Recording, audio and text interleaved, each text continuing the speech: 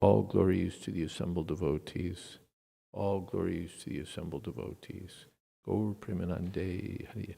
Kanagopal Prabhu? Oh, Kanagopal. Okay. Om Namo Bhagavate Vasudevaya. Om Namo Bhagavate Vasudevaya. Om Namo Bhagavate Vasudevaya. Srimad Bhagavatam 4:12-37. Shanta Samadrisha Shuddha Sarva Bhuta Anuranjana Yanti Anjasa Achyuta Padam Achyuta Priya Bandhavaha. Do you know the combination to my room? Could you bring on the desk, there's something called Kantil? A little, if you could bring that. Shanta Samadrisha Shuddha Sarva Bhutanuranjana Yanchyanjasa Chutapadam Yanchyanjasa Chutapadam Achuta Priyabandhavaha Shanta Samadrisha Shuddha Sarva Bhutanuranjana Yanchyanjasa Chutapadam Achuta Priyabandhavaha.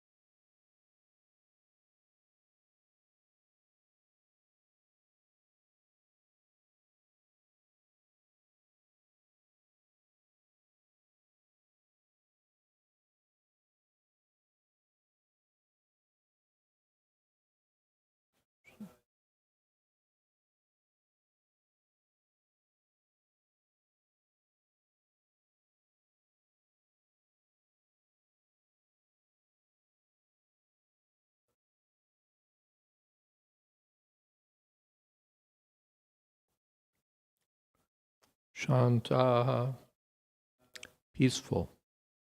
Samadrishaha, equipoised. Shuddha, cleansed, purified. Sarva, all. Bhuta, living entities. Anuranjanaha, pleasing. Yanti, go. Anjasa, easily. Achyuta, of the Lord. Padam, to the abode. Achyuta Priya, with devotees of the Lord. Bandhavaha, friends.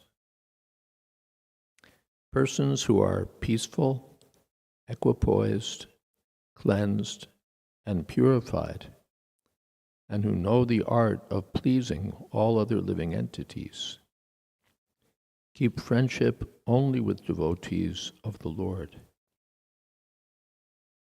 They alone can very easily achieve the perfection of going back home, back to Godhead. Purport: the description of this verse fully indicates that only devotees are eligible to enter into the kingdom of Godhead. The first point stated is that devotees are peaceful, for they have no demands for their personal sense gratification. They are simply dedicated to the service of the Lord. Karmis cannot be peaceful because they have immense demands for sense gratification. As for Gyanis, they cannot be peaceful because they're too busy trying to attain liberation or merge into the existence of the Supreme. Similarly, yogis are also restless to get mystic power. But a devotee is peaceful because he's fully surrendered to the Supreme Personality of Godhead and thinks of himself as completely helpless.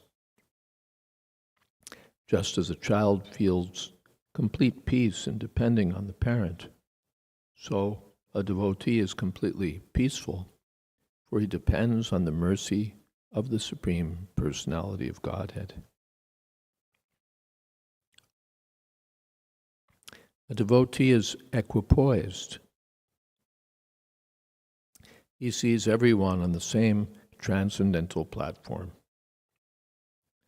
A devotee knows that although a conditioned soul has a particular type of body according to his past fruitive activities, factually, everyone is part of the Supreme Lord.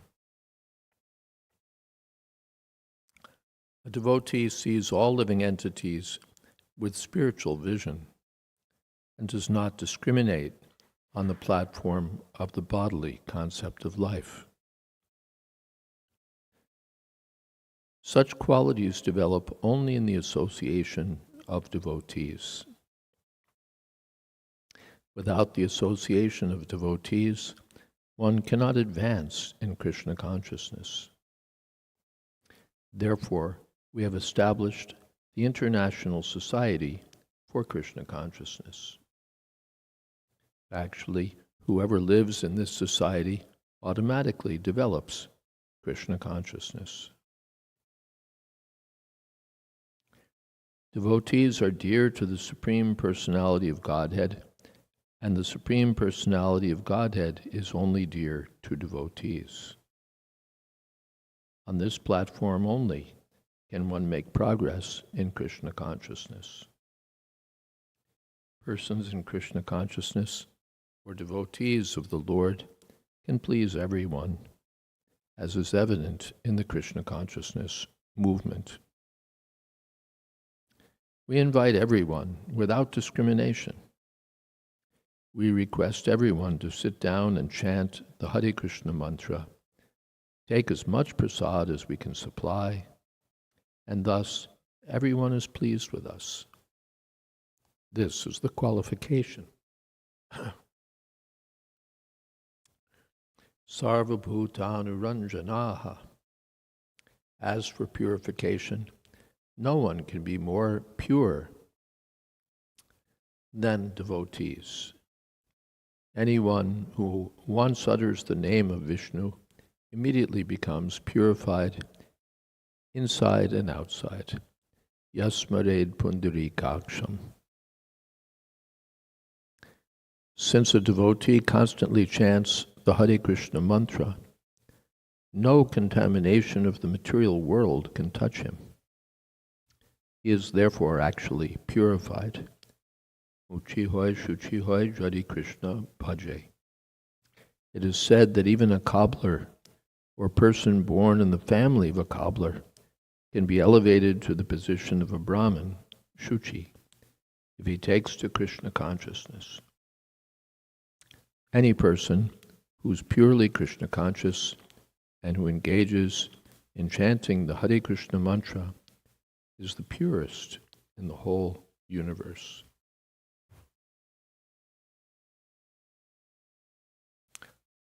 Om Ajnana Timirandasya Gyananjana Shalakaya Chakshurmilitam Jena Tasmai Shri Gurave Namaha. Shri Chaitanya Manobhistam Sthapitam Jena Bhutale Swayam Rupa Kadamahyam Tadhati Shapadantikam Vandehang Shri Guru Shri Jatapadakamalang Shri Gurun Vaishnavamscha Shri Rupam Shagrajatam Shahagana Raghunathan Vitam Stam Sajivam Sadvaitam Savatutam Parijana Sahitam Krishna Chaitanya Devam Sri Radha Krishna Padan Shahagana Lalita Sri Vishakhan Vitamscha E Krishna Karuna Sindho Dinabandho Jagatpate Gopesha Gopika Kanta Radha Kanta Namostute Tapta Kanchana Gaurangi Radhe Brindavaneshwari Rishabhanu Sute Devi Pranamami Hori Priye Vancha Kolpatarubhyascha Kripa Sindho Bhyevacha Patita Nam Pavanebhyo Vaishnavebhyo Namo Namaha. Shri Krishna Chaitanya Prabhu Nityananda Shri Advaita Gadadhar Shivasadi Gaur Bhakta Hare Krishna, Krishna Krishna, Hare Hare, Hare Rama, Rama Rama, Hare Hare. So we're continuing from yesterday the qualifications for a person eligible to go back home, back to Godhead. Yantyanjasa Achutapadam. A person who has these qualities can go to Achutapadam, the abode of the infallible personality of Godhead, Anjasa, very easily. Yanti, such persons are able to go, factually. What qualities do they have? Some of them were described yesterday. One was that they're engaged in bhadrani, activities that are genuinely beneficial for others, real welfare activities. And today, shanta, they're peaceful. Bhukti mukti siddhi kamis shakala ashanta. Krishna bhakta nishkam ateva shanta. The yogis, the gyanis, the karmis are all infected by material desires. As Prabhupada said, the materialists have endless desires for sense gratification. And the gyanis have desires for liberation. They have a desire to entertain themselves on the intellectual platform, but they don't have the desire to serve. They're on the platform of subtle enjoyment. Let me merge with the Supreme. Let me attain liberation. Let me speculate. And the yogis want mystic powers. Bhukti, mukti, siddhi, kami. They're all affected by material desires. And shakala ashanta. Therefore, they can't actually be peaceful because they're agitated by these desires. But Krishna Bhakta Nishkam, a devotee has no such desires. His only desire is to be engaged in service to the Supreme Personality of Godhead. Ateva Shanta. Therefore, such devotees are actually peaceful. And Samadrasha, Samadarshana, Vidya Vinaya Sampanne Brahmane Govihashtani, Shuni Chaiva Shapake Cha Pandita Samadarshana. They see the spirit soul within all living beings. What is that?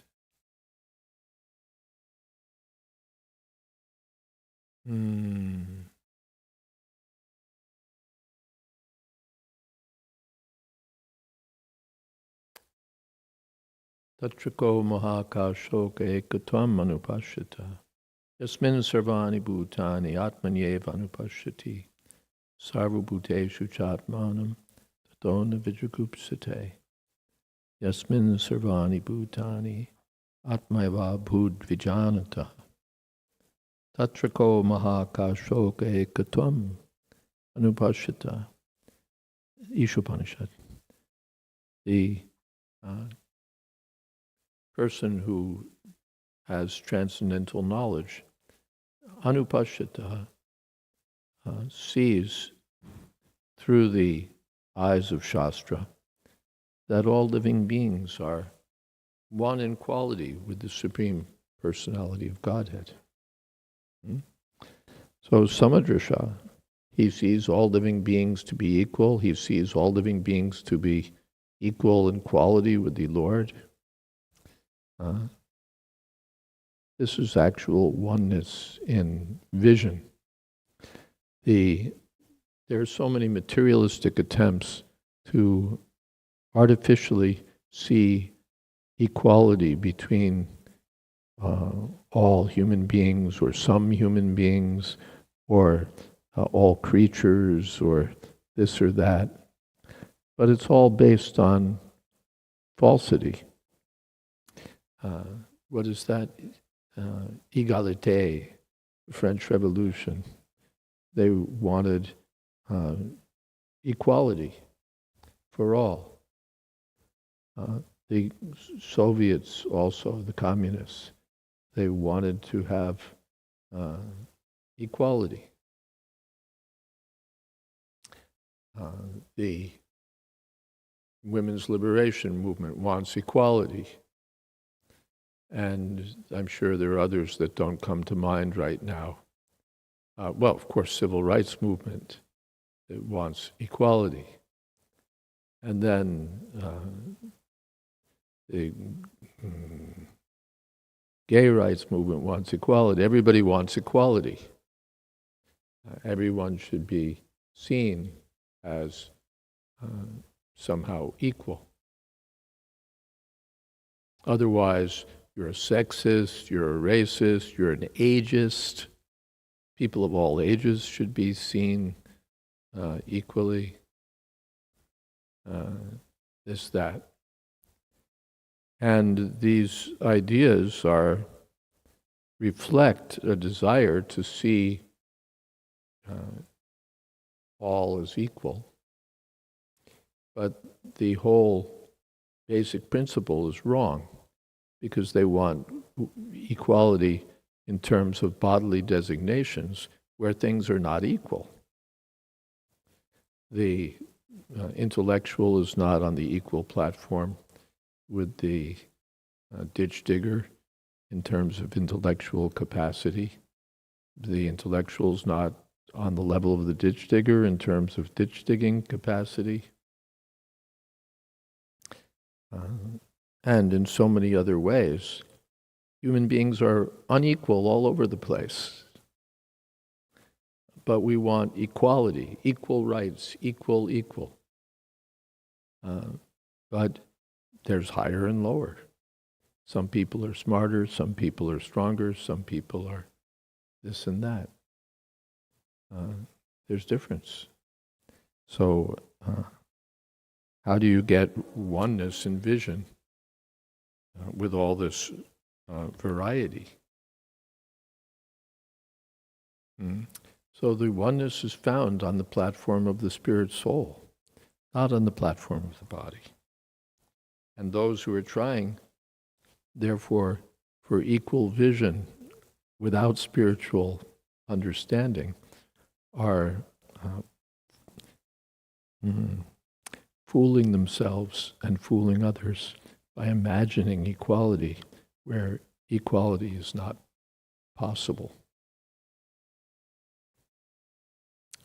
So Samadrisha, and then they want equality of all human beings, but no equality for the animals, or they want equality for their own country or whatever, but not others, countrymen. But Samadrisha, Vidya Vinaya Sampanne Brahmane Kabihashtini Shuni Chaiva Shapake Cha Pandita Samadarshana. No difference between a dog eater, an elephant, a cow, a Brahmin, on the platform of the spirit soul. Otherwise, there's differences all over the place. So, Yasmin Sarvani Bhutani Atmaiva Buddhijanata, for a person who sees on the spiritual platform, Tatrako Mahaka Shoka. There's no question of illusion or lamentation. Ekatvam Anupashita, because he properly sees that all living beings are one with the Supreme Personality of Godhead. They're all part and parcel of Krishna. So, Samadrisha and Shuddha, pure.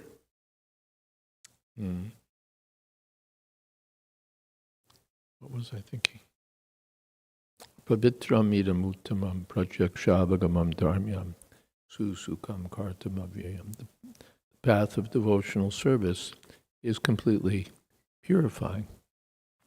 The Lord Himself is the supreme pure, pavitra paramam bhavan. So one becomes purified by association with Krishna. And one associates with Krishna by chanting Hare Krishna, by serving Krishna, by association with devotees of Krishna. The materialists are not Shuddha. They're Ashuchi Vrataha. The demonic especially are Ashuchi Vrataha. They're dedicated to dirty dealings. Ashuchi Vrataha. But the devotees are engaged in the service of the Supreme Pure, and therefore they're also purified.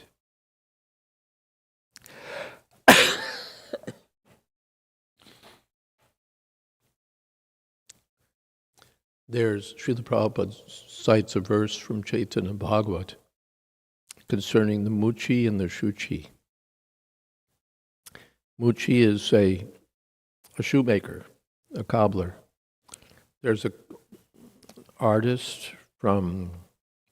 book of art done in the British times, which I saw in, I think, the India Office Library in London,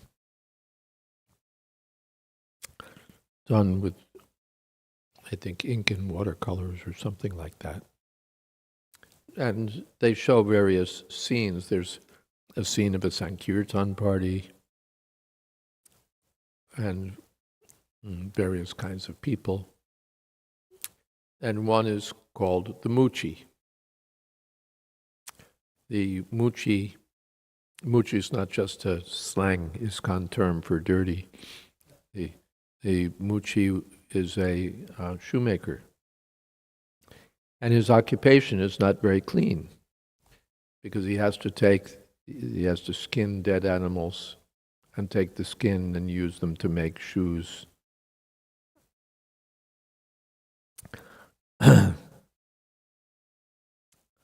So it's not at all a very pure occupation. And the muchis are, the low-class people are engaged in this service. This is not the business of the pujaris and the brahmins. The lower-class people are engaged in these activities, those who are not very pure. But if the Yadi Krishna Bhaje, if even a muchi engages in the service of Krishna, he becomes Shuchi. Shuchi, Brahman is called Shuchi because he's pure. Aho bata swapachoto gariyan yajjiva grevartate namatumya. Anyone who's chanting the Hare Krishna mantra becomes purified, so much so that the devotee purified by this chanting becomes eligible to perform sacrifices. The low-class people are excluded from even sitting in the sacrifice, but the person who's chanting the holy name becomes eligible to perform such sacrifices regardless of his birth. He's already performed all tapasya, he's already visited all the holy places of pilgrimage, he's already bathed in all the holy rivers. He's actually an Aryan and most civilized person because he's chanting the holy name of the Lord.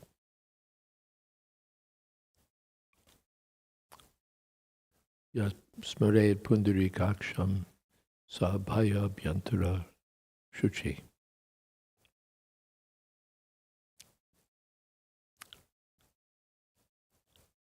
And sarvabhuta anuranjana, pleasing to all living entities. Dhira dhira jana priyo, priyakaro nirmatsuro pujito. About the Goswamis, it said that they were priya, dear, to the dhiras and the adhiras. The dhiras are the gentlemen, the sober people, well-behaved, dhira. And adhira, the outlaws, the ruffians, uncultured, uncontrolled kind of people, adhira. So the Goswamis were dear to both. Even the adhiras appreciated. These are very nice men. If they had a problem, even they could go to the Goswamis, and the Goswamis would be very affectionate to them. Anyone in Vrindavan, Goswamis were so affectionate to them. And people knew that the Goswamis have no personal interest. They're not trying to get something from me. There are sincere well-wishers. And so they were dear to everyone. As Krishna is dear to everyone, ultimately, the devotee of Krishna becomes dear to everyone, pleasing to everyone. The devotee tries to do things that are beneficial. We read that yesterday, that Bhadranam, they're engaged in activities, nice activities. Bhadra also means nice. Nice activities for the benefit of all. Chanting Hare Krishna, distributing valuable books what's the word? A token. Some other word is there, but anyway, valuable books for a token, distributing prasadam, and in general, concern for the welfare of all. And again, without consideration, rich or poor, educated or not educated, Hindu or Christian or Muslim or atheist. They're just concerned with the welfare of everyone, the all-around good of everyone. And so naturally they become dear to others. That story is there that even the sort of local tough guy in Union Square Park was helping protect the interests of the Sankirtan party, because he saw that this corner belongs to the Krishnas. Because somehow the devotees became dear to him. They're doing nice things. They're chanting. They're selfless. They give prasadam. They're out there all day trying to do something good. You're just here for a few hours to get a few bucks playing your piano for your own self-interest. But they're here working for the welfare of everyone. So even a person who was not very educated, not very sophisticated, just the local tough guy, leader, of course, of the local tough guys, he could see these devotees are nice. And so the devotees became dear to him. And he became dear to the devotees also.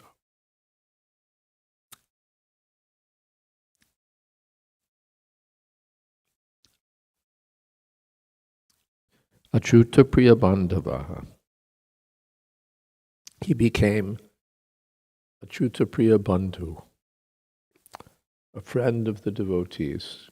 Achyuta Priya means those who are dear to Achyuta, Krishna, the infallible personality of Godhead. And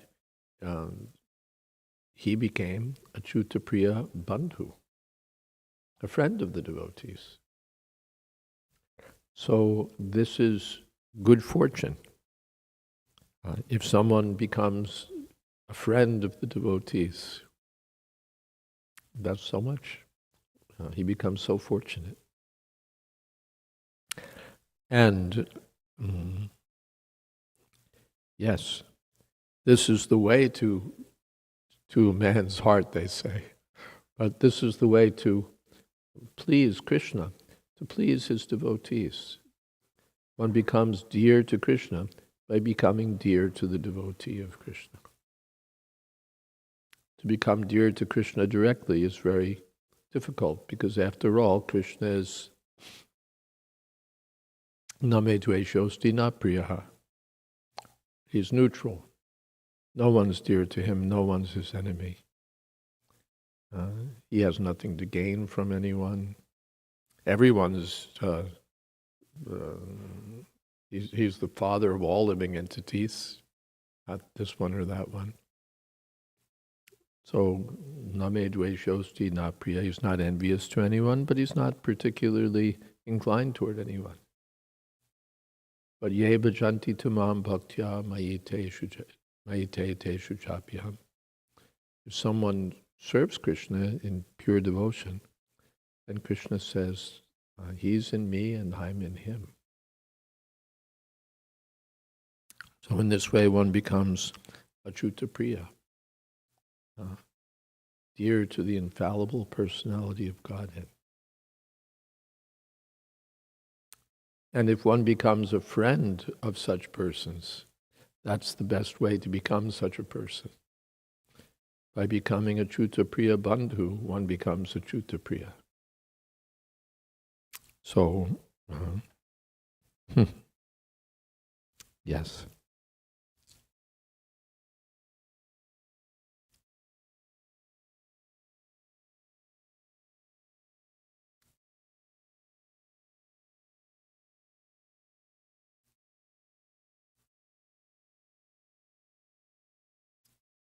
All right, are there any questions?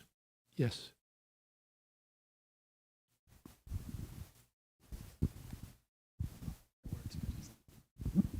Is this a good level for it? I can't hear anything else. Try that. Better now? A little closer still. Now? Yes. Okay. Hare Krishna Maharaj. I have a comment / question about something you spoke about at the beginning of your class regarding different movements we've seen. Different? Movements that we've seen, gay rights, women's liberation. Different movements?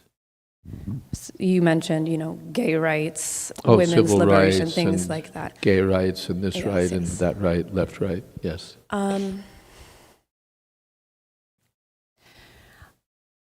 trying to understand. Obviously, on a material level, if we're seeing on the bodily platform, then it doesn't make sense necessarily. On the bodily platform, these movements don't necessarily make sense. But historically, a lot of these movements come about due to things such as abuse or A lot of these things movements like that. come about because of abuse. So I have a hard time wrapping my mind around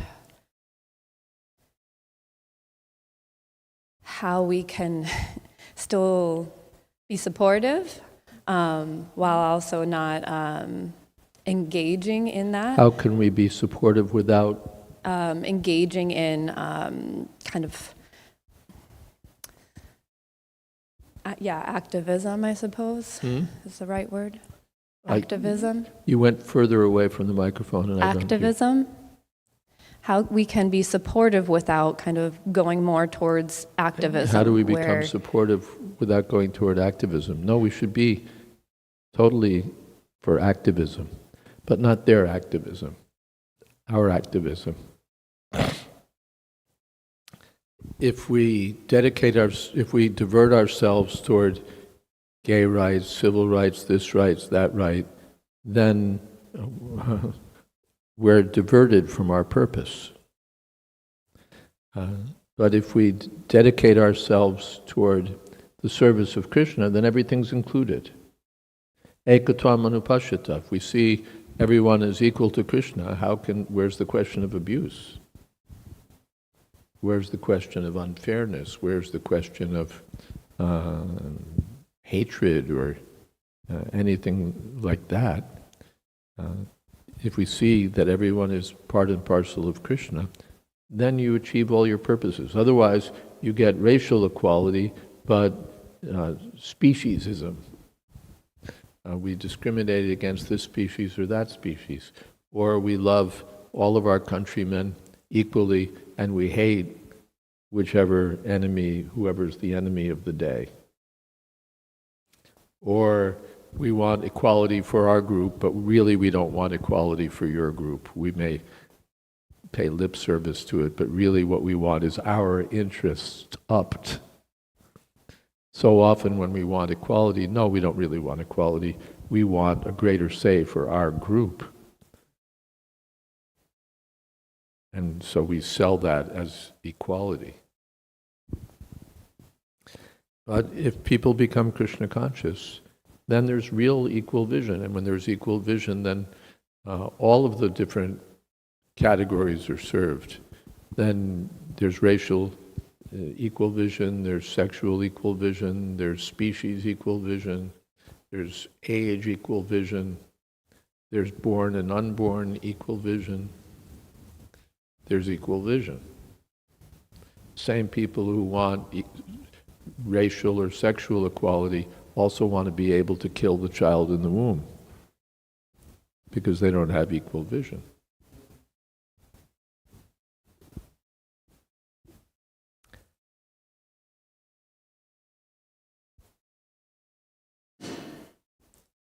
There was a comment from someone I read somewhere, it was very nice, that Vedic culture doesn't try for equality. It tries for inclusivity. It doesn't pretend that the Shudra and the Brahmin are somehow of equal intelligence or equal standing in every department. It doesn't try for sexual equality. It doesn't try for occupational equality. It doesn't try for every kind of equality. But it tries to include everyone suitably. Just like this, in my body, I care about my arms, I care about my feet, I care about my stomach, I care about my head. It's not that I don't care about this one, because the head is so important. The head is important, I'm interested, but I'm also interested in all the other parts of the body. They're all included in my welfare. So the Vedic culture cares about the Brahmins, cares about the Kshatriyas, cares about everyone. But it doesn't say they're all equal. And therefore the Brahmins should sweep the streets, and the street sweepers should be professors. Or that the poor people are automatically of some, what's the word? Especially valuable class. The poor people, they're the Harijans, they're God's own people. Why? Because you eat meat, because you have unclean habits, therefore you're God's own man? No. You can be. Anyone from the lowest class can take to Krishna consciousness and become the highest class. When Prabhupada was in the hospital after his heart attack here in New York, one nurse asked him, "Do you belong to that highest class? What is that called in India?" Prabhupada said, "Krishna conscious." So everyone can become Krishna conscious and become a person of the highest class. So this activism, we should be the most active, because we're covering all the bases, as it were, covering all the movements.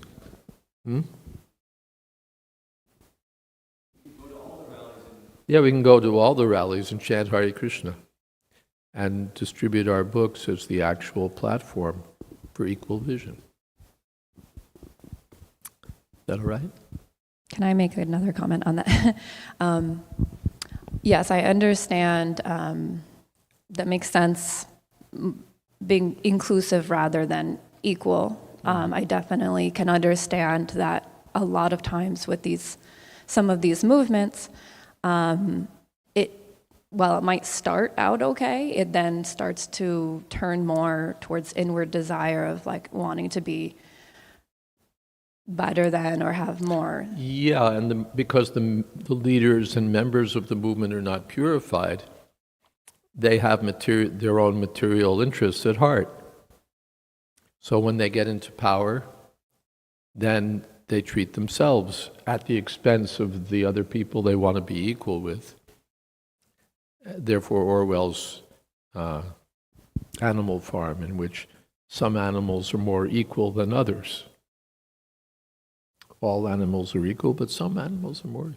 So as soon as we get in power, then we want to help ourselves. So then everything gets spoiled, because Shakala Ashanta, they're not peaceful, they're motivated by their own material interests. This one wants to sexually exploit that one. You know, we're all in it to overthrow whoever it is. And then I want to enjoy you sexually, because I wasn't just working out of purity of consciousness. And then I want to help myself to the treasury, and so on and so on. Similarly, sorry, I have a lot of thoughts on this apparently. As those of us who are trying to be devotees, I think the first thing we learn is we aren't the body. But sometimes we don't always see this. I know you mentioned, if we're Krishna conscious. A little slower, because Sure. your echoes cascade into the other echoes, and everything merges in the echo room. You mentioned, one of the first things that we learn in Krishna consciousness is That you're not the body. that we're not the body. So I'm wondering, you mentioned that if we're all Krishna conscious, then, all these things kind of all... If we're all Krishna conscious, then we solve these issues. But I don't know that we're all there yet. No, we're not all there yet. Therefore, some Krishna conscious people are above other Krishna conscious people. Even on the platform of Krishna consciousness, not everyone is equal. Krishneti yasya giritam manasadriyeta dikshasti yasya. What is that? No, the second Krishneti yasya giritam manasadriyeta dikshasti chet praniti bis tad bhajantamisham. Yes. Shushushaya bhajana vigya mananya manya nindari shunya hridamipsita sangha labdva. Srila Rupa Goswami says there are different classes of devotees. Someone is just chanting Hare Krishna. We'll honor him in the mind, even if he's a nonsense rascal, he's chanting Hare Krishna. We have to respect him. And then he's initiated, he's following. Oh, we'll offer him pranams. We'll offer him obeisances. And then he's expert in devotional service. His heart is pure of the tendency to blaspheme others, pure of all material contaminations. Then we're keen to get his association. So not that everyone, therefore in Bhagavatam, first class, second class, third class. Kanishtadhikaris, Madhyamadhikaris, Uttamadhikaris. So at least everyone should come to the platform of Madhyamadhikari. That's our goal. As Kanishtadhikaris, they won't see Nacha Bhakteshu Chanyeshu. He sees himself and God, but he doesn't appreciate others, even other devotees. So then he's still on only a little above the material platform, so things will be problematic. But when he becomes more advanced, then he makes friends with the devotees. He avoids the demonic, and he sincerely tries to help the innocent people. And then, of course, first class, he's on the highest platform of oneness. That we can't even try for. That has to come by special mercy. But at least the second class platform, on that platform, we'll have these things. Anything else? Thank you. Thank you. Yes.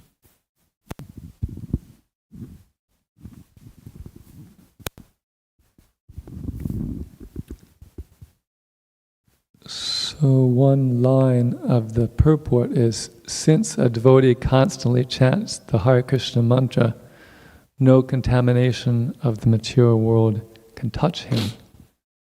So of course so many devotees in the history of ISKCON have manifested some material contamination. Therefore, Kirtaniya Sadahari.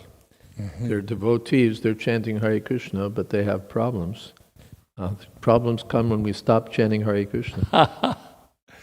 Otherwise, if we go on chanting Hare Krishna, and learn the science under proper guidance and follow the principles strictly, then we don't expect to have problems.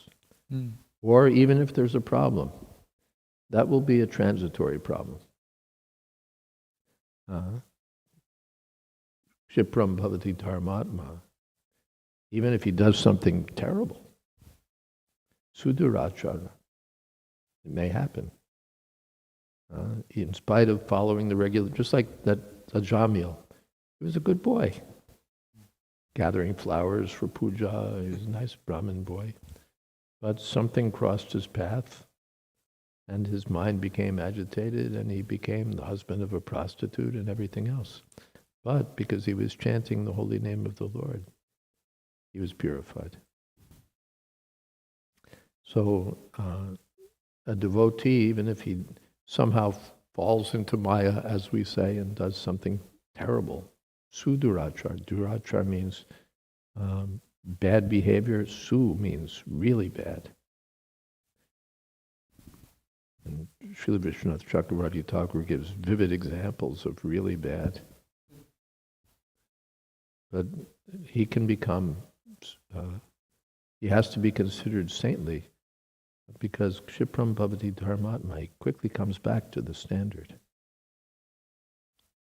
So we can't sign on to this stupid or non-devotional idea that once a devotee has done something wrong, then that's it for life. You should be cast out into the wilderness and regarded as a pariah. That's not Vaishnav. That's not Vaishnav. Under any banner, for any good cause, if you propound this idea, then you're nonsense, or you're doing nonsense. Doing evil, actually. Because you're against what Krishna is saying. Krishna says, I consider him saintly. What is it?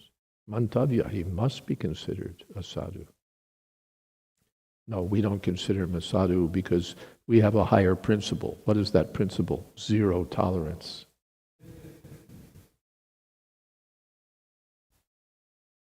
Which, by the way, according to Braja Bihari Prabhu, is recognized among the people he works with as being a discredited idea.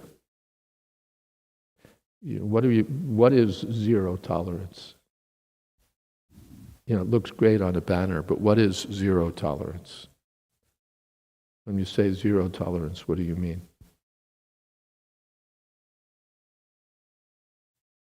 What is zero tolerance?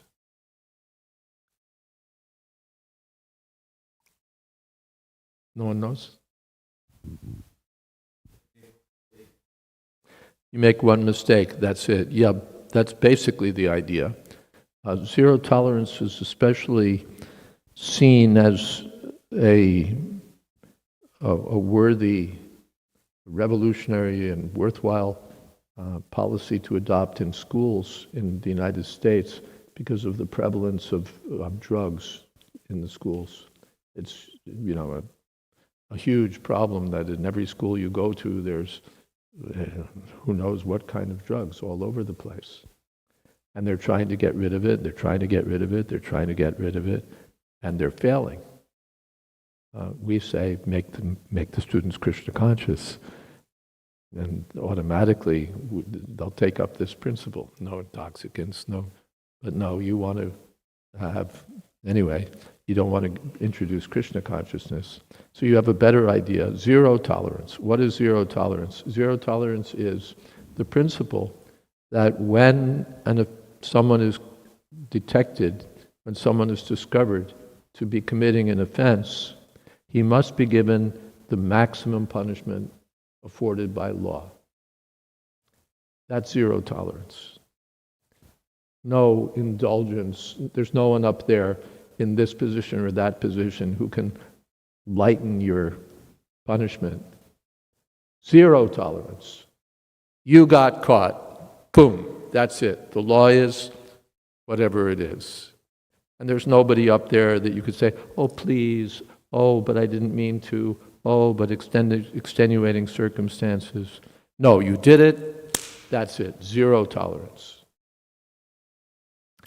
Tough. That was seen as, that get tough policy was seen as the way to start cleaning up our schools and get these drug pushers out. But it failed, or it backfired.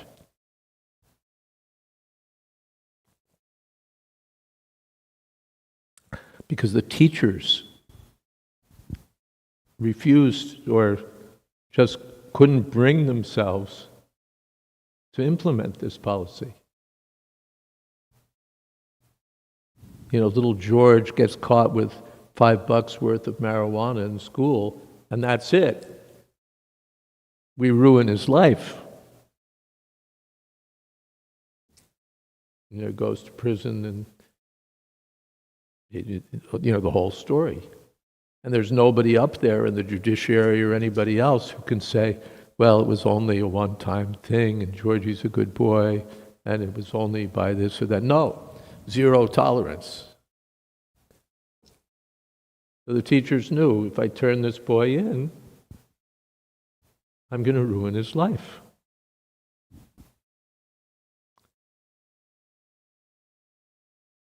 So they exercised their discretion and didn't report. They recognized that the policy does not make sense. And therefore, Hare Krishna is often sort of late to catch on. We pick up on stuff out there in the world, we go, yeah, and then we don't notice when the rest of the world has figured out that it doesn't work. We're still there going, yeah. In the Bhagavad Gita, Krishna never says zero tolerance.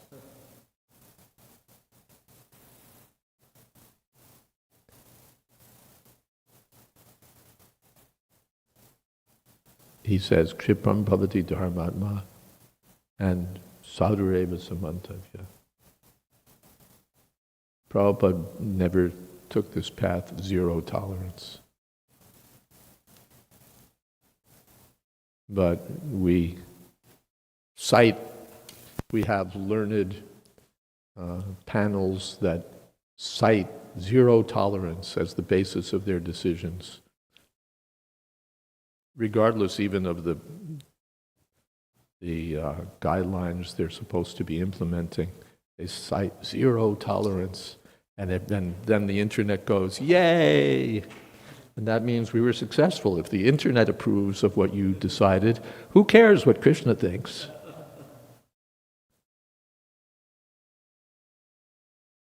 Whose opinion is more important? Krishna's opinion in Bhagavad Gita or the public opinion on the internet? Well, the internet.